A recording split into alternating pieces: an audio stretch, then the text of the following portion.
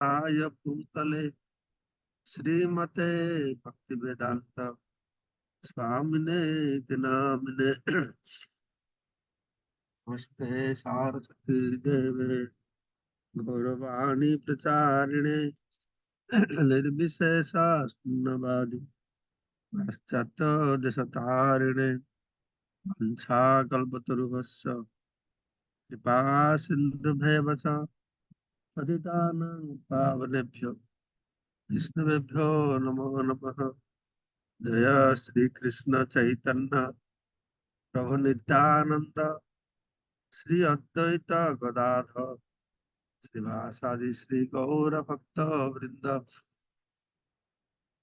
हरे कृष्ण कृष्ण कृष्ण हरे हरे राम राम राम हरे हरे। मुखम करोति वाचालं पंगुलं हयते कृपातमहं वन्दे परमानंद माधवम श्री गुरुदिनतारिणम श्री चैतन्येश्वरम। नमः ओम विष्णुपादाय कृष्ण पृष्ठाय भूतले श्रीमते जय पताका स्वामी नाम। नमः आचार्य पादाय निताय कृपा प्रदाय गौर कथा धावदाय अगर ग्राम आजानुलंबित भुजौ कनकावदातौ संकीर्तनैक पितरौ कमलायताक्षौ विश्वम्भरौ द्विजवरौ जुगधर्म पालौ वन्दे जगत् प्रिय करो करुणावतारौ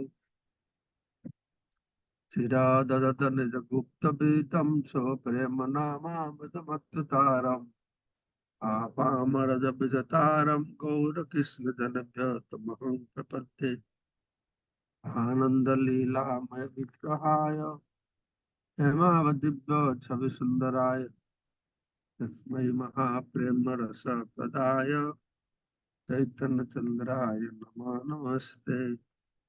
चैतन्य चंद्राय नमो नमस्ते। चैतन्य चंद्राय नमो नमस्ते। जय श्री कृष्ण चैतन्य प्रभु नित्यानंद श्री अद्वैत गदाधर शिवासादि श्री गौर भक्त वृंद। हरे कृष्ण कृष्ण कृष्ण हरे हरे हरे राम राम राम हरे हरे। बोलो पंडाल में जाएंगे। दाल में जाओगे पूजा करने।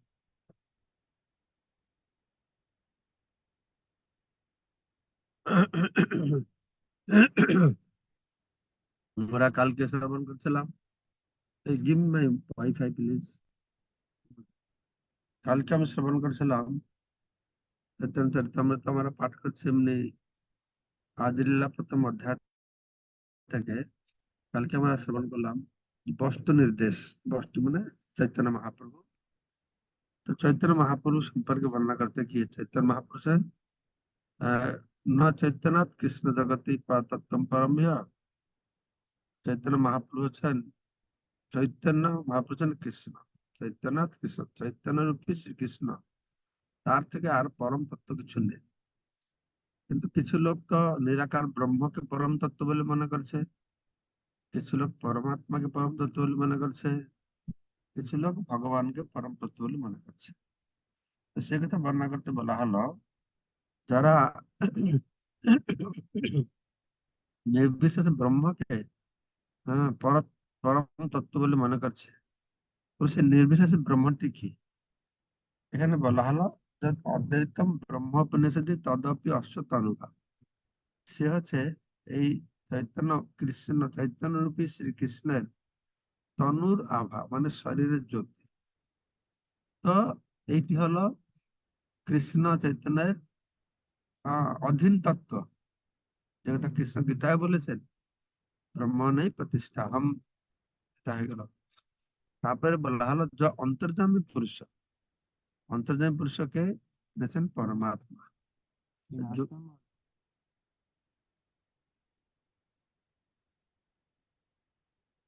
ওকে আশ্রম।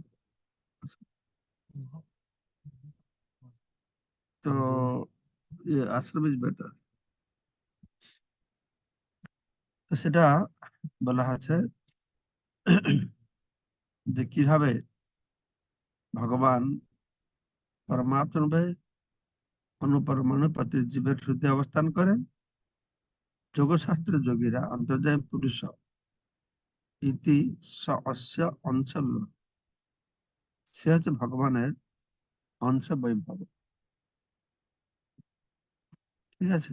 আর ষড়ৈশ্বর্য পূর্ণ জয় ভগবান স্বয়ং, তিনি হচ্ছেন স্বয়ং। You are going somewhere? I checked the room. There are not then then natural fashion. Just 5 minutes, 2 minutes. তো এই হলো কথা। এখনই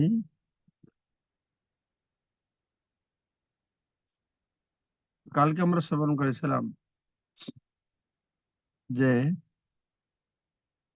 ব্রহ্মজ্যোতি উপনিষদে, এখানে বলা যায়, কালকে বলা হলো যে উপনিষদের সার হচ্ছে গীতা। তো গীতা পড়ে ভক্তি হবে, উপনিষদ পড়ে ভক্তি হবে না কেন? ভক্তি হবে না মানে কি? উপনিষদের জ্ঞানের কথা বলা হয়েছে। উপনিষদের চিন্ময় জ্ঞান জীবকে জড় জগতের বন্ধন থেকে মুক্ত করবে। ঠিক আছে। এভাবে বন্ধন থেকে মুক্ত হয় পারমার্থিক জীবনে উন্নতি সাধন করার মাধ্যমে, তারপরে পরমেশ্বর ভগবানের ধামে প্রবেশ করা যাবে। তো এইটা বলা করা হয়েছে। এই যে ব্রহ্ম জ্ঞান, ব্রহ্ম উপলব্ধি, এটা হচ্ছে পারমার্থিক উপলব্ধির প্রথম সোপান। ব্রহ্ম উপলব্ধি, পরমাত্মা উপলব্ধি, ভগবত উপলব্ধি, এই সবটাই পারমার্থিক। স্বর্গে যাওয়াটা পারমার্থিক, ভৌতিক, কিন্তু এগুলো সব পারমার্থিক। ঠিক আছে। তো বিচিত্রময় জড় বিষয়গুলি ক্রমান্বয়ে বর্জন করার ফলে এই উপলব্ধির স্তরে উন্নীত হওয়া যায়। জড় বিষয় জড় ভোগ দিয়ে আমরা ভূলোক, ভূবলোক, সুলোক, মহলোক, জনলোক, তপলোক, সত্যলোক পর্যন্ত যেতে পারি। তারপরে যে অষ্ট আবরণ আছে, ব্রহ্মজ্যোতি আছে, সেখানে যেতে হলে আমাদের এই বৈচিত্র্যময় জড় বিষয়গুলিকে আস্তে আস্তে বর্জন করতে হবে। নির্বিশেষ ব্রহ্ম উপলব্ধি হচ্ছে, একটা দৃষ্টান্তে বলা হয়েছে, দূর থেকে দৃষ্ট পরম তত্ত্বের আংশিক অভিজ্ঞতা, যা যুক্তি তর্কের পন্থা অবলম্বন করার মাধ্যমে লাভ করা যায়, যে মেন্টাল স্পেকুলেশন প্রভুপাদ বারবার লেখছেন। তো সে মাধ্যমে তারা এটা নয়, এটা নয়, এটা নয় করে শেষে ব্রহ্মতে পৌঁছাচ্ছে। তো দূর থেকে পাহাড়কে যেমন মেঘ বললে মনে হয়, এটি হচ্ছে অনেকটা সেই রকম। আসলে পাহাড় মেঘ নয়, তো দৃষ্টি ভ্রান্ত হলে দূর থেকে মেঘের মতন মনে হয়। সেরকম পরম তত্ত্বের ভ্রান্ত দর্শনের ফলে তার চিন্ময় বৈচিত্র্যকে উপলব্ধি করা যায় না। ভগবানের চিন্ময় বৈচিত্র্য উপলব্ধি করা যায় না, সেটা অদ্বৈতবাদ বলা হয়। মানে পরম তত্ত্ব হচ্ছে একমেব অদ্বিতীয়। হম এক এবং অদ্বিতীয় বলে বর্ণনা করা হচ্ছে। যারা শক্তির বৈচিত্র্যকে তারা মানে না। এখানে বলা হচ্ছে যে তারা জ্ঞানীরা জ্ঞানের ফলে ব্রহ্মজ্যোতিটাকে দেখতে পারে। তো ব্রহ্মজ্যোতির পরে যে ভগবান আছেন সেটা দেখতে পারে না। সেটা কেননা প্রেমাঞ্জন ভক্তি বিলোচনে, ভক্তি চক্ষু দিয়ে দেখা যাবে। যে নির্বিশেষ ব্রহ্মজ্যোতি, এটা হচ্ছে সবিশেষ ভগবানের দেহ নির্গত রশ্মি ছটা, তার তার ধামের জ্যোতি, তার শরীরের জ্যোতি, এটা কৃষ্ণের জ্যোতি। যস্য প্রভা প্রভবত জগদণ্ড কোটি, ব্রহ্মসংহিতে ব্রহ্মা বলছেন, যার অঙ্গ জ্যোতি, সে হচ্ছে গোবিন্দ আদি পুরুষং তমহং ভজামি। আর সেই কৃষ্ণই হচ্ছেন গৌর সুন্দর বা চৈতন্য মহাপ্রভু। এই ব্রহ্মজ্যোতি হচ্ছে তার চিন্ময় দেহ নির্গত রশ্মি ছটা। এটা হলো ব্রহ্ম। ব্রহ্ম, হ্যাঁ, যত উপনিষদি তদপ্যস তনুভাগ। তাই হলো যে আত্মা। হ্যাঁ। আর তারপরে যে পরমাত্মার কথা বর্ণনা করা হলো, সে হচ্ছে আঙ্কার অংশ বিভব। যেটা বলা আছে, পরমাত্মা হচ্ছে চৈতন্য মহাপ্রভুর আংশিক প্রকাশ, কৃষ্ণের আংশিক প্রকাশ। যেহেতু কৃষ্ণ চৈতন্য রূপে এসেছেন, তার আংশিক প্রকাশ। এই যে অন্তর্যামী পুরুষ বা পরমাত্মা, তিনি প্রত্যেকটি হৃদয়ে বাস করছেন। বাস করে তাদেরকে নিয়ন্ত্রণ করছেন। যন্ত্রহীন মায়া, যে কর্ম অনুসারে ফল ভোগ করাছেন, অনুমন্তা, উপদ্রষ্টা, এসব কাজ চলছে। ঠিক আছে? তো সেই সম্বন্ধে কৃষ্ণ ভগবত গীতায় বলেছেন যে কিভাবে আমি প্রতিটি জীবের হৃদয়ে রয়েছি। এই পরমাত্মা কে? না, সর্বশেষ অহংহৃদয় সন্নিবিষ্ট। আমি সবার হৃদয়ে অবস্থান করি। ভোক্তারং যোগ্যতপসা সর্বলোক মহেশ্বরম।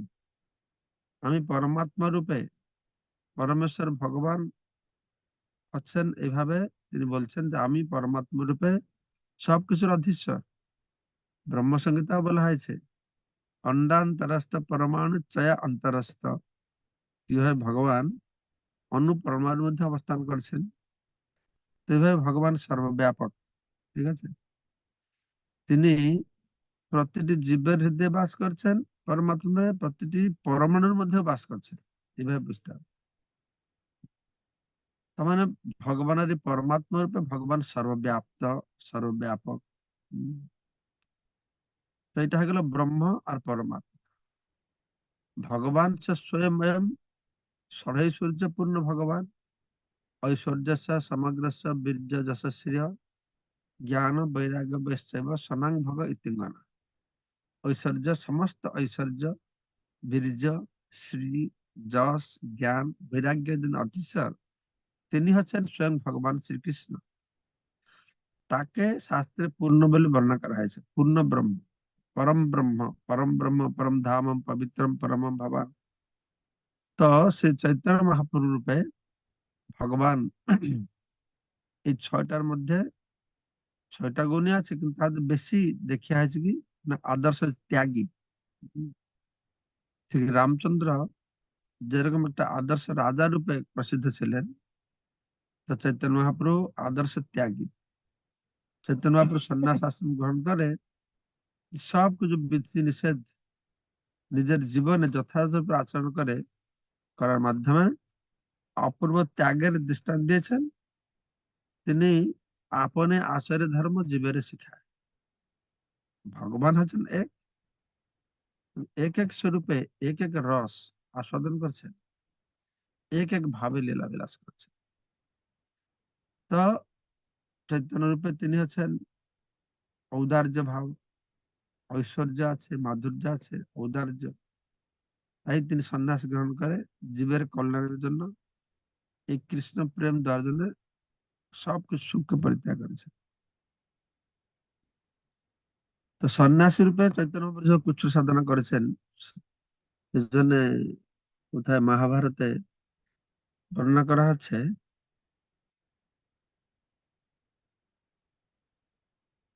মহাভারতে বর্ণনা করা হয়েছে যে এখানে এসে গেছি আমি। ঠিক আছে?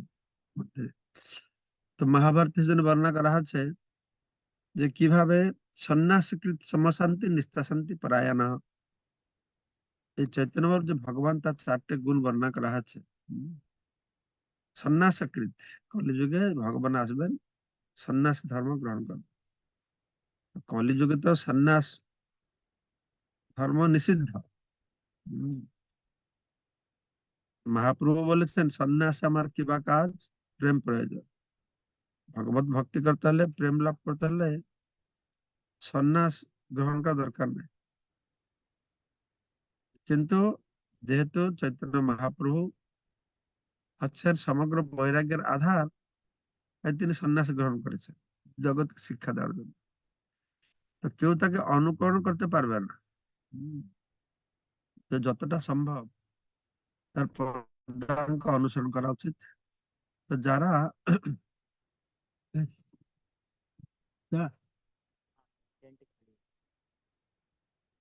ক্লাস থেকে যাবো, 15 মিনিট। তো কেউ তাকে অনুকরণ করতে পারে না, তো যতটা সম্ভব তার পদাঙ্ক অনুসরণ করা উচিত। যারা এই সন্ন্যাস আশ্রম গ্রহণের অযোগ্য, শাস্ত্রে তাদের অত্যন্ত কঠোরভাবে এই আশ্রম গ্রহণ করতে নিষেধ করা হয়েছে। এই জন্য কলিযুগে সন্ন্যাস আশ্রম সম্ভব নয়। তা আমরা যে সন্ন্যাস আশ্রম বৈষ্ণব সম্প্রদায় রয়েছে, মায়াবাদী সম্প্রদায় কর্ম সন্ন্যাস, কিন্তু আমাদের হচ্ছে ত্রিদণ্ডী সন্ন্যাস কায় মন বাক্য দিয়ে ভগবানের সেবা করে। তারা তো সব ত্যাগ করে, কিন্তু আমাদের বৈষ্ণব সম্প্রদায়ে আমরা ত্যাগ করি না, সব ভগবানের সেবায় লাগে। তো চৈতন্য মহাপ্রভুর মধ্যে অন্যান্য সমস্ত ঐশ্বর্যের মতো বৈরাগ্য পূর্ণরূপে বিরাজমান। তাই তিনি হচ্ছেন পরম তত্ত্বের চরম প্রকাশ। 6টি গুণ রয়েছে, তার মধ্যে বৈরাগ্য পূর্ণমাত্রা রয়েছে, আরো অনেক জিনিস রয়েছে যেটা অন্য ভগবত স্বরূপে নেই। এটি শাস্ত্রে বর্ণনা করা আছে। শ্রী চৈতন্য মহাপ্রভু তত্ত্ব বিশ্লেষণ করলে বোঝা যায় যে যে তিনি পরমেশ্বর ভগবান শ্রীকৃষ্ণ থেকে অভিন্ন। সে সমস্ত চর্চা আমরা আলোচনা শ্রবণ করব। তার চেয়ে মহৎ কেউ নেই, এমনকি তার সমকক্ষেও কেউ নেই। গীতায় তিনি বলেছেন, মতঃ পরতর নান্যৎ কিঞ্চিৎ আস্তি ধনঞ্জয়। তিনি হচ্ছেন অসৌমর্ধ্য, তার সমান কেউ নেই, উপরে কেউ নেই, তার শ্রেষ্ঠ তত্ত্ব আর কিছু নেই। এইভাবে এখানে বোঝানো হলো যে পরতত্ত্বম পরমিহ, শ্রীকৃষ্ণ চৈতন্য মহাপ্রভু থেকে আর পরতত্ত্ব আর কিছু নেই। চৈতন্য মহাপ্রভু হচ্ছেন কৃষ্ণ। তো যারা জ্ঞানের মাধ্যমে পরতত্ত্ব, এখান থেকে সারাংশ আছে এটাই যে জ্ঞানের মাধ্যমে পরম তত্ত্বকে যারা বুঝতে চেষ্টা করছে তাদের লক্ষ্য হচ্ছে নির্বিশেষ ব্রহ্ম। যজ্ঞের মাধ্যমে পরম তত্ত্বকে যারা লাভ করতে চায় তাদের লক্ষ্য হচ্ছে পরমাত্মা। আর পরমেশ্বর ভগবানকে জানেন কে? না তিনি যে ভক্ত, অর্থাৎ পরমেশ্বর ভগবানকে জানতে হলে তার ব্রহ্ম উপলব্ধি হচ্ছে, পরমাত্মা উপলব্ধি হয়েছে। ব্রহ্মেতি পরমাত্মাইতি ভগবান ইতি শব্দতে, যে ব্রহ্মকে জানে, নিরাকার ব্রহ্মকে, সে পরমাত্মা ভগবান না জানতে পারে। যে পরমাত্মাকে জানে সে ভগবানকে না জানতে পারে। কিন্তু যে ভগবানকে জানবে সে ব্রহ্মকেও জানবে, সে পরমাত্মাকে জানবে। কেন? না, পারমার্থিক জ্ঞানের চরম উপলব্ধি হচ্ছে এই ভগবান উপলব্ধি। হ্যাঁ, পরতত্ত্বম পরমেয়, সব থেকে পরম তত্ত্ব। তো সেই পরমেশ্বর ভগবানের যে সচ্চিদানন্দময়, সৎ চিৎ আনন্দ, সৎ মানে নিত্য, চিৎ মানে জ্ঞানময়, আনন্দ মানে আনন্দময়। সব জানুস, সচ্চিদানন্দ ভগবান জানে। তো সচ্চিদানন্দ মানে কি? এই সচ্চিদানন্দ শব্দটা 3টে শব্দের সমন্বয় হয়েছে, সৎ, চিৎ আর আনন্দ। সৎ অংশে নিত্য, চিৎ অংশে জ্ঞান, আনন্দ সে আনন্দ। তো ব্রহ্মের মধ্যে এই সৎ রয়েছে, সৎ উপলব্ধির মাধ্যমে নির্বিশেষে ব্রহ্মকে উপলব্ধি করা আছে, ঠিক আছে। আর অন্তর্যামী হচ্ছেন সৎ আর চিৎ। চিৎ উপলব্ধি করলে অন্তর্যামী পরমাত্মা উপলব্ধি করা আছে। কিন্তু এই দুইটি আংশিক উপলব্ধির কোনটার দ্বারাই পূর্ণ আনন্দ পাওয়া যাবে না।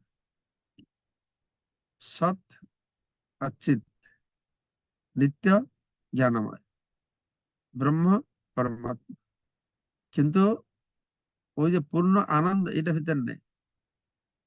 সে আনন্দের উপলব্ধি হবে কখন? না, পরম তত্ত্বের উপলব্ধি যখন হবে, পরম তত্ত্ব ভগবানের উপলব্ধি হবে। যেহেতু ভগবান উপলব্ধি না হচ্ছে ততক্ষণ এই পরতত্ত্ব বস্তুর উপলব্ধিটি, এটি অসম্পূর্ণ উপলব্ধি, ঠিক না? তো শ্রীল কৃষ্ণদাস কবিরাজ গোস্বামী চৈতন্য চরিতামৃতে এই শ্লোকটি শ্রীল জীব গোস্বামীর প্রণীত তত্ত্ব সম্বন্ধ থেকে একটি উক্তির দ্বারা প্রতিপন্ন হয়েছে। শ্রীল জীব গোস্বামী তত্ত্ব সন্দর্ভে এটি বর্ণনা করেছেন যদুপনিষদি, অনুভা ইত্যাদি। তত্ত্ব সন্দর্ভের 9ম খণ্ডে বলা হয়েছে যে পরম তত্ত্ব কখনো কখনো নির্বিশেষ ব্রহ্মরূপে উপলব্ধি হন,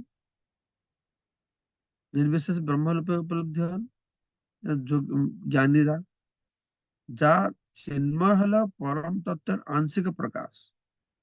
ব্রহ্মজ্যোতি পারমার্থিক চিন্ময় আধ্যাত্মিক, এটা ভৌতিক নয়, কিন্তু পরতত্ত্বের আংশিক প্রকাশ। বৈকুণ্ঠের অধিপতি নারায়ণ, তিনি হচ্ছেন কৃষ্ণের প্রকাশ। তো শ্রীকৃষ্ণ হচ্ছেন পরম তত্ত্ব, তিনি সমস্ত জীবের পরম প্রেমাস্পদ। হ্যাঁ, পরতত্ত্বম পরম, ইনি হচ্ছেন কৃষ্ণ। তো চিন- এই যে ব্রহ্মেতি পরমাত্মা ইতি ভগবান ইতি শব্দতে, এই ব্রহ্ম পরমাত্মা ভগবান এই সব কিছু উপরে হচ্ছে স্বয়ং ভগবান। এই স্বয়ং ভগবান আছেন ভগবান শ্রীকৃষ্ণ। যেই ভগবান শ্রীকৃষ্ণ এই কলিযুগে বিভিন্ন কারণে, সেটা আমরা শ্রবণ করবো, তার বহিরঙ্গ কারণ কি, অন্তরঙ্গ কারণ কি, তিনি এসে এই কলিযুগে আবির্ভূত হলেন। তো এইভাবে বর্ণনা করা হলো। এই যে শ্লোকটা প্রভুপাদ ব্যাখ্যা দিলেন, কৃষ্ণদাস কবিরাজ গোস্বামী নিজেও তার ব্যাখ্যা দিয়েছেন পয়রানুবাদ মধ্যে। ব্রহ্ম আত্মা ভগবান অনুবাদ তিন, অঙ্গ প্রভা অংশ স্বরূপ তিন বিধেয় চিহ্ন। তো ব্রহ্ম আত্মা পরমাত্মা, এখানে আত্মা মানে ব্রহ্ম, আত্মা ভগবান বলা হলো। এখানে আত্মা মানে পরমাত্মাকে বোঝাচ্ছে। আমরা আগে বহুবার শুনেছি গীতার ক্লাসে, আত্মা মানে জীবাত্মা, আত্মা মানে পরমাত্মা, আত্মা মানে দেহ, আত্মা মানে বুদ্ধি, আত্মা মানে জ্ঞান। আত্মার বিভিন্ন অর্থ আছে। এখানে যে আত্মা বলা আছে সেটা পরমাত্মাকে বোঝানো হয়েছে। তো বলা আছে ব্রহ্ম আত্মা ভগবান অনুবাদ তিনি। এখানে বলা আছে ব্রহ্ম অন্তর্যামী নির্বিশেষ ব্রহ্ম, ব্রহ্ম মানে নিরাকার নির্বিশেষ ব্রহ্ম, আত্মা মানে অন্তর্যামী পরমাত্মা, ভগবান মানে পরমেশ্বর ভগবান। এরা হচ্ছে তিনটি উদ্দেশ্য বা অনুবাদ। এই উদ্দেশ্য অনুবাদটা জানতে হবে ভালো করে একটু। এবং তাদের অঙ্গ প্রভা অংশ স্বরূপ তিন বিধেয় চিহ্ন। এটা যে বিধেয়, উম, ব্রহ্ম হচ্ছে কি না ভগবানের অঙ্গ প্রভা, আত্মা হচ্ছে তার অংশ, আর ভগবান হচ্ছে তার স্বরূপ। অনুবাদ আগে পাচ্ছে বিধেয় স্থাপন, সেই অর্থ কহি শুনো শাস্ত্র বিবরণ। অনুবাদটা প্রথমে বলা হয়েছে, উদ্দেশ্য বলা হয়েছে। হ্যাঁ, ব্রহ্ম আত্মা ভগবান, আর বিধেয় হচ্ছে অঙ্গ প্রভা অংশ স্বরূপ। এরকম মানে উদ্দেশ্য বা অনুবাদ পূর্বে আলোচিত হয়, বিধেয় থাকে তারপরে। এখন আমি শাস্ত্রের বিবরণ অনুসারে এই শ্লোকের অর্থ বর্ণনা করব। দয়া করে আপনারা তা শ্রবণ করুন। এখন বলছেন, স্বয়ং ভগবান কৃষ্ণ বিষ্ণু পরতত্ত্ব পূর্ণ জ্ঞান পূর্ণানন্দ পরম মহত্ব। তো স্বয়ং ভগবান হচ্ছেন কৃষ্ণ, তিনি হচ্ছেন বিষ্ণু তত্ত্ব। বিষ্ণু তত্ত্ব মানে কি? বিষ্ণু শব্দের অর্থটা কি? বিষ্ণু শব্দের অর্থ হচ্ছে সর্বব্যাপক, তাকে বলা হয় বিষ্ণু। তেমন বিষ্ণু তত্ত্ব, রাম বিষ্ণু, বামন বিষ্ণু, সবাই এরা বিষ্ণু তত্ত্বের অন্তর্ভুক্ত। কেননা এই ভগবান এক স্বরূপে সর্বব্যাপক। তো এই ভগবত স্বরূপ যেটা বিষ্ণু পরতত্ত্ব, পরম বিষ্ণু তত্ত্ব এটা, ঠিক আছে। পূর্ণ জ্ঞান পূর্ণানন্দ পরম ভক্ত, এর পূর্ণ জ্ঞান রয়েছে, পূর্ণ আনন্দ সম্মিলিত রয়েছে। তো সেই স্বয়ং ভগবান কৃষ্ণটি কে? নন্দ সুত বলি যারে ভাগবতে গায়, সেই কৃষ্ণ অবতীর্ণ চৈতন্য গোসাই। তো সারা জগতে জানে কৃষ্ণ হচ্ছেন বসুদেব নন্দন, কিন্তু আমরা যারা মহাপ্রভু অনুগামী, আমরা জানি যে কৃষ্ণ ভগবান তিনি বসুদেব পুত্র রূপে বাসুদেব কৃষ্ণ এবং নন্দ পুত্র রূপে নন্দনন্দন কৃষ্ণ। তো এখানে বিশেষ করে যে স্বয়ং ভগবান বলা হলো, তাকে আবার বুঝিয়ে বলছেন এই স্বয়ং ভগবান কে? যে দ- দেবকীর গর্ভ থেকে কংসের আহ, যে জেলখানায় প্রকট হয়েছিল সে নয়, নন্দ শুদ্ধ, ওই নন্দ তনুজ, তনুজ নন্দের থেকে যে জন্ম হয়েছে, অর্থাৎ মা যশোদার পুত্র। তো সেই কৃষ্ণকে বলা হচ্ছে, নন্দনন্দন কৃষ্ণকে বলা হচ্ছে।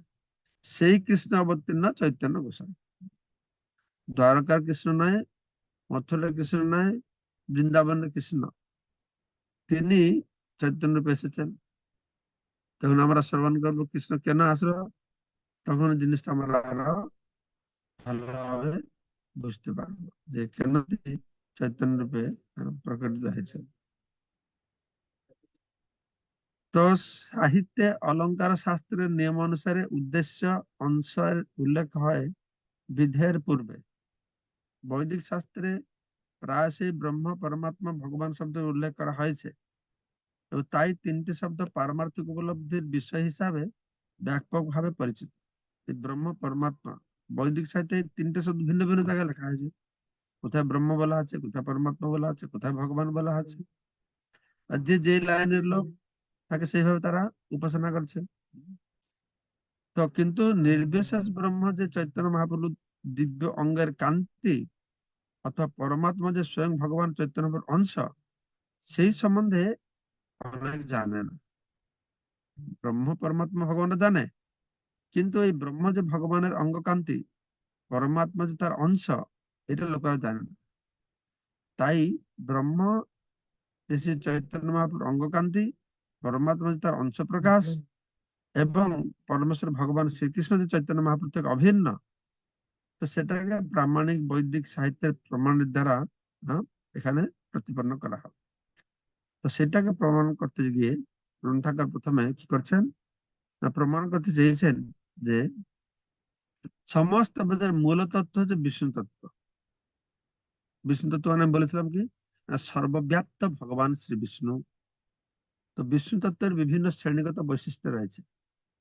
তাদের মধ্যে সর্বশ্রেষ্ঠ আছেন শ্রীকৃষ্ণ। একমে দ্বিতীয় নাস্তি, একমেব অদ্বিতীয়, একলা ঈশ্বর কৃষ্ণ আর সভৃত্য।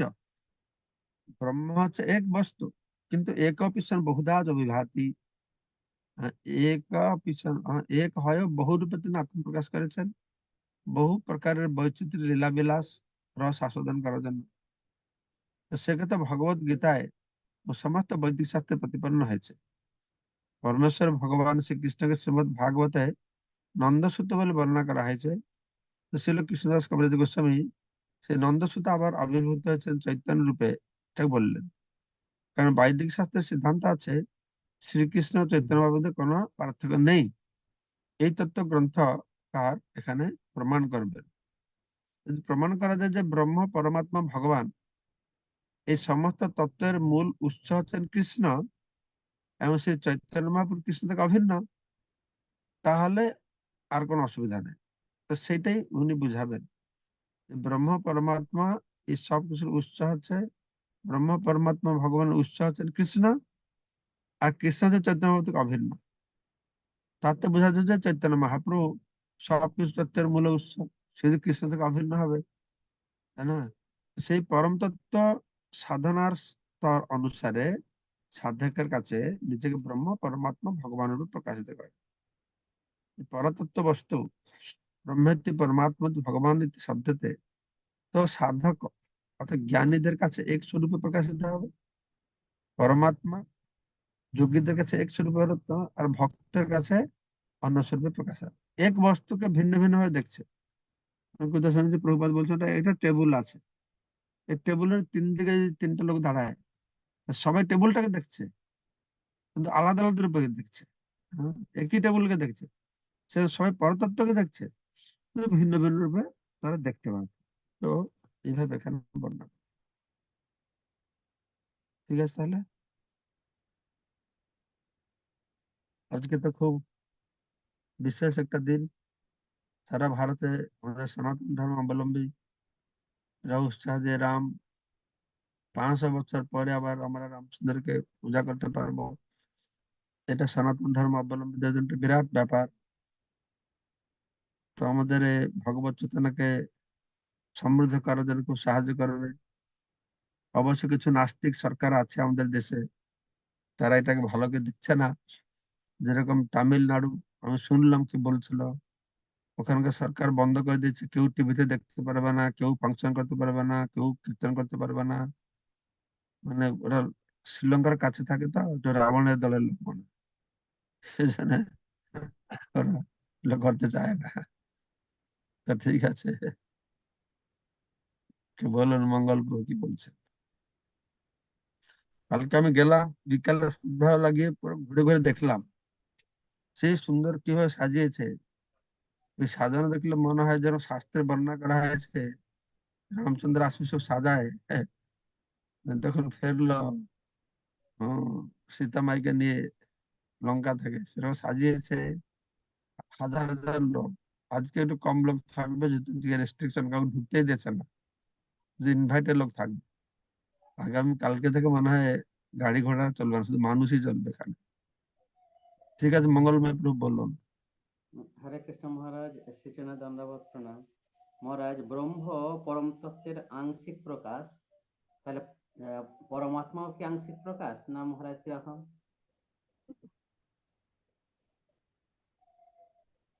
আত্মাংশিক প্রকাশ। ব্রহ্মটা আছে, ব্রহ্ম নিরাকার ব্রহ্ম আছে, যার মধ্যে কোনো শক্তির অভিব্যক্তি নেই, নিঃশক্তিক। শক্তি আছে, ওদের অভিব্যক্তি নেই। তো সেই হিসাবে বলা আছে পরতত্ত্বের অংশ এটা। পরতত্ত্ব, তিনটে পরতত্ত্বের অংশ, ব্রহ্ম, পরমাত্মা, ভগবান। আর পরতত্ত্ব কে? না কৃষ্ণ, স্বয়ং ভগবান। এই স্বয়ং ভগবানের আংশিক প্রকাশ ব্রহ্ম, পরমাত্মা, ভগবান। আরো পরমাত্মা বলে তো আংশিক প্রকাশ কেন না? ব্রহ্ম যেরকম জ্যোতি, পরমাত্মাকে চতুর্ভুজ রূপে দেখতে পারবে যোগীরা, সেজন্য আংশিক বলা হলো এভাবে। মহারাজ, উদ্দেশ্য এবং বিধেয় সম্পর্কে আমার একটু মনে পড়ছে, আমার ফিলোসফি ছিল। তো হুম, যার সম্পর্কে বলা হয় সেটা উদ্দেশ্য, আর উদ্দেশ্য হুম, সম্পর্কে যা বলা হয় ওটা বিধেয়। আচ্ছা, ঠিক আছে, এটাই। ব্রহ্ম, পরমাত্মা, ভগবান সম্পর্কে বলা আছে, এটা হচ্ছে উদ্দেশ্য। আর ব্রহ্ম কি, পরমাত্মা কি, ভগবান কি, সেটা হচ্ছে বিধেয়। ঠিক, ভালো। হ্যাঁ মহারাজ। হুম। হরে কৃষ্ণ, ধন্যবাদ। बस श्रीमती जी।